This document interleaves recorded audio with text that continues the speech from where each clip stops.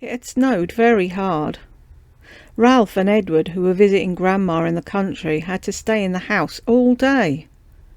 When they went to bed it was still snowing, and every time they woke up during the night they could hear the wind sighing and whistling around the house and through the branches of the old pine trees.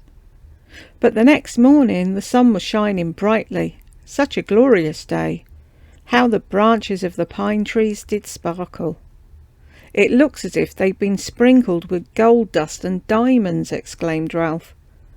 "Oh, Grandma, please do hurry breakfast. We're going out to build a fort," cried the boys, bursting into the dining room. Grandma smiled and told them to eat a good breakfast, for building a fort was hard work.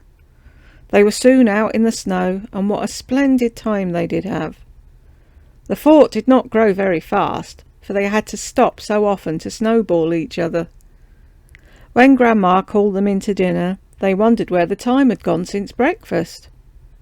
After dinner, Ralph was looking out of the window, and he spied two little birds cuddled up on a branch of a pine tree. "Oh, Edward, come here," he called. "See those poor little birds. They look half frozen and so hungry."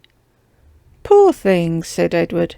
"Doesn't it make you feel mean to think what a jolly good time we had this morning out of the snow which has covered up the places where they get their food?"